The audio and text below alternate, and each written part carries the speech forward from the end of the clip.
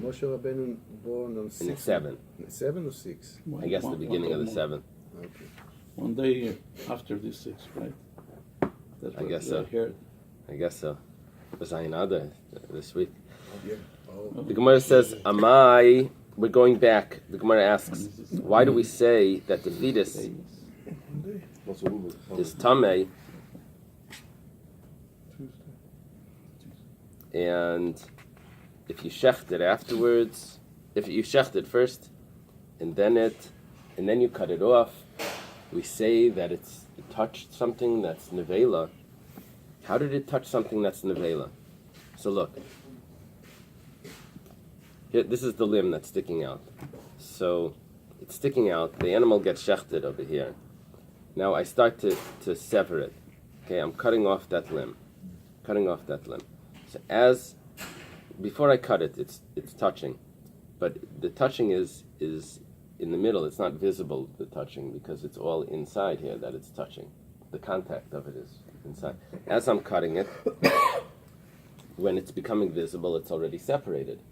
So where was the touching taking place? That's called maga beis hastarim. The touching is in the inside with the material that I don't see. Maga beis hastarim, contact in a place where you can't see it, according to some opinions, is not considered contact. It's contact on the outside also by the skin touching, no? On the surface. Yeah, but we're on the surface. The contact is on the part that you can't see. It's in that inside. And underneath the knife. Underneath. So, amai tumas beis hastarim, but tumas beis hastarim lo metameh. The Gemara says, "Leima Rab Meir letameh." Maybe this is Rab Meir according to his own reasoning, because Rab Meir is the one that said this, and if Rab Meir follows his own opinion, the Tanan that it was taught in the Mishnah, shleishal shleisha shenechlak. If I have a garment that could have been used as a seat, it was a mat that people sit on. Now, the rule by a garment is that if it's 3 tvachim by 3 tvachim, it could be used as a mat. You could contract tumas medras. Medras is a zav that sits on it or stands on it, gives off a severe tumah. A zav is someone that has gonorrhea or something. Discharge. The discharge, but it's an abnormal discharge. So it gives off this tumah. And let's say the size of the cloth was 3 tvachim by 3 tvachim, shenechlak, that it gets divided. Tar min medras, it's pure from medras. Why? Because it's divided, and you can't sit on it anymore. Now it's not 3 by 3. It's not a size of a chair. It's too small. Aval tami maga medras, but it's tami because it touched something that's tami medras. You follow? How did it touch it? Well, the cloth used to be together once, and the touching inside, according to Reb Meir, is considered touching. So it's Reb Meir's opinion that the touching, maga beis hastarim, is counted as touching. Divrei Reb Meir, Vitanya, and it was taught in a brisa. Amar Rabbi Yosi. Rabbi Yosi says, "V'chi be'ezeh medras naga zeh?" Which medras did this touch? Elashim naga by zav, sheitame maga zav. Rabbi Yosi argues. Rabbi Yosi says no. Rabbi Yosi says it didn't touch it. It's maga beis hastarim. How do you want to say? In what case would this cloth be tameh, even though it's split? You know which case it would be tameh? If the zav stood on it or sat on it naked, and so he touched it, besides sitting on it. So there's 2 tumas here. There's tumas maga zav and there's tumas medras.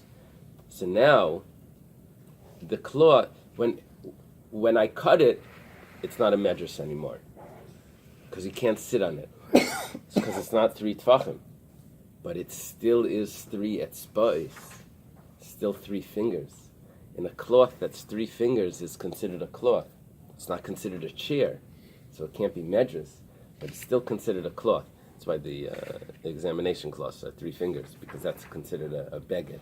It's not considered a chair for medras, but it's considered a cloth. 3 fingers, that's the measurement of it. So that's Rabbi Yosi says that's when it would be considered maga zav, because that cloth was still touched, even though it's now cut, but it was still touched. It was part of the cloth that was touched. The Gemara says, 1 second, Labit Mar Allah, did we not state about this? Amar Ula. Ula says, Leishanu. That's an abbreviation that you could use your chart for. Leishanu ala shleish al shleisha shenechlak. That's only if it's 3 by 3 tfachim that got divided. Where do we have this machlekes? Now, what happens when you divide a 3 by 3? How much is on each side? Well, 1.5 by 1.5. You don't have a 3 by 3 left. So I have no measures here left. So even measures would even apply. So what is it touching? It can't be touching a measures because neither side is measures. Because I don't have a 3 by 3 left if it's a 3 by 3 that I cut in half. What's the translation of measures? Measures is I don't know how to translate it, but I'll tell you what it is. It's the tumah that comes from a zav. It may mean to tread upon, but it's the tumah that comes from a zav if he walks or sits or lays on a bed or chair or a mat or a cloth that could have been something that would be sat on. So that's the name of the tumah is tumas measures. You know, it's funny. When I was a kid, we used to have these shirts that came from India, all the colors, and they were called bleeding madras shirts. Oh boy!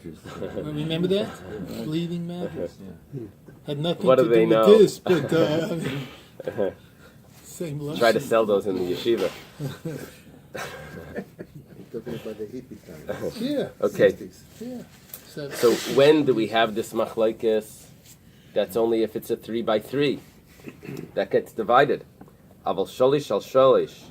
But if it's a 3 by 3, and I'm going to point out the difference here. Bais be beged gadol, that comes from a large garment. B'shas b'shas and me'avim, mekablas tuma me'avim. Okay.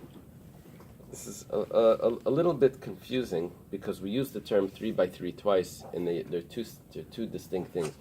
One we said was shloisha al shloisha, and one we said was shalish al shalish. I want to clarify that the Hebrew numbers,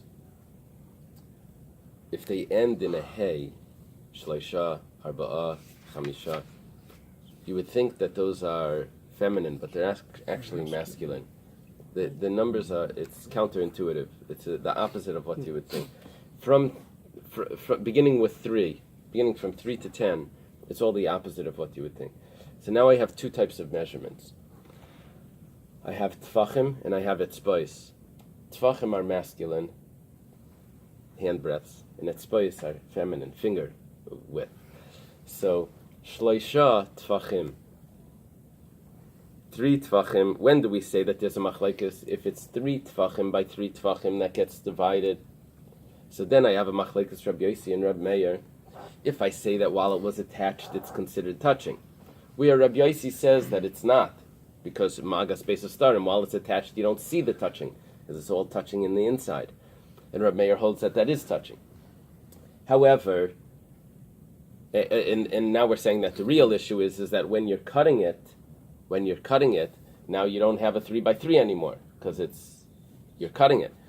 However, if it's a large garment where you cut off a small cloth, 3 by 3 etzbais, shalish al shalish etzbais, so over there the garment is still tamei medjus. The original garment, it's called here the father garment, is tamei medjus, and this piece that I'm cutting off possibly is touching it while I'm cutting it off. So over here everyone agrees that there's potential for it to touch while I'm cutting it off, and that touching while I'm cutting it off from the father garment, that gives off the impurity. So hanami b'shas prishas and me'aver, mekabel tuma me'aver. Here also, when I'm cutting off the limb, the fetus is getting the impurity from the limb that I'm cutting it off while I'm cutting it. From its getting no, impurity. the fetus inside is pure from the limb. From the limb. So it's getting its peculiarity about this whole discussion. It's touching its own limb. Right. But here, while it was attached, that would not give off a tumah, only according to Rabbi Meir. However, now we're saying that because you're cutting it off and the limb actually is impure. It's not like you're cutting it to a size where it loses its own impurity. The limb is still impure. And even Rabbi Yossi would agree that now, because the limb is still intact, that the fetus should receive tumah while you're cutting it off, because it could be it's touching it while you're cutting it.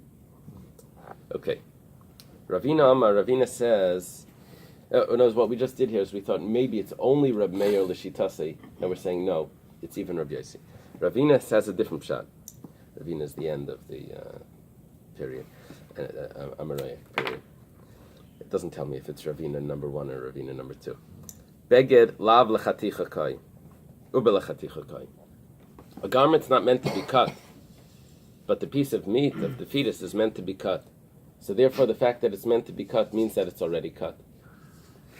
And because it's already cut, it's considered like it's touching it from the outside, because it's as if it's cut. Why is it meant to be cut? Because you eat it. A garment is, you don't cut up a garment. That garment is not meant to be cut. When it's done, it wears out, but it's not something that you slice. This is going to be cut. So if it's meant to be cut, it's as if it's exposed, and therefore it's not considered tumas beis starting. Come on, who does this go like? It says Reb Meir. It goes like Reb Meir. Ditanan. Kol yadi say. This is really a question. Reb Meir, you're going to tell me that it's only Reb Meir's opinion again, that which we didn't want to do last time. Ditanan, as it started in the Mishnah, Kol yadi sekelim shemaruches vasad lekatzitzan matbel ad makami the div Reb Meir chamrim ad shiat v'leskulei. You see, if let's say I have a utensil that has a very long handle, so long that I cut it off afterwards. It was meant to be cut. In the factory, they slice it off, but it started off very long, but it became impure. And I want to be toivel. I want to put it in the mikveh. I don't have to put that whole long handle in the mikveh, because that whole long handle is going to be cut off. It's not considered even part of this. I only have to put in the mikveh only the part that's going to remain as the handle. A long handle is not counted. If it's not, if it's a broom, that's how long it is. But if I have a pot that has a handle the size of a broom, then I need to cut it off. I first put it in, and then I'm going to cut it. So I only have to put into the mikveh that part, because the rest is considered cut off. So here, what we're saying is that because you're going to cut it, it's considered like it's cut. So therefore, it's considered contact as well. That's what we're looking for contact. Something, two separate things that are touching. So here, because you're going to cut off the arm afterwards, so it's considered like it's cut already, and therefore there's contact. But this would only be Reb Meir. The Chachamim say you have to toivel the whole thing. So again, our Mishnah is only according to Reb Meir. The Gemara says no. It could even be the Rabbanan. Over here it's food. In food, it's as if it's cut off. The Chacham only said that by a utensil. But here it's food. The Gemara says, Bishlai Ula. If we go according to Ula. Now, Ula says this last thing that it's considered. It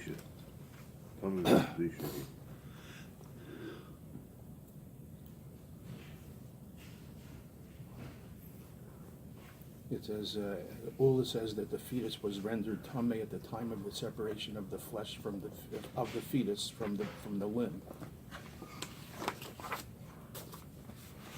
Okay, Hainu the Tani Chatcha.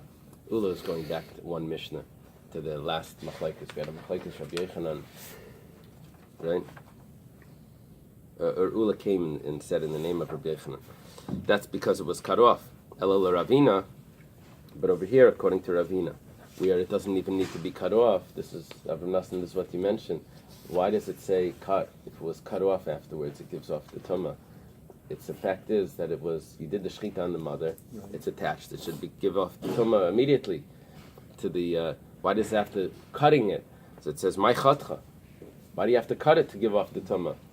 So the Gemara says I did the tana reisha chatcha tani nami seifa chatcha. Since the Reisha says that you cut it off, and it doesn't give off tumah, so the Seifa also says that you cut it off, but actually, it would give off the tumah even without cutting it in the Seifa. Okay, we'll stop over here.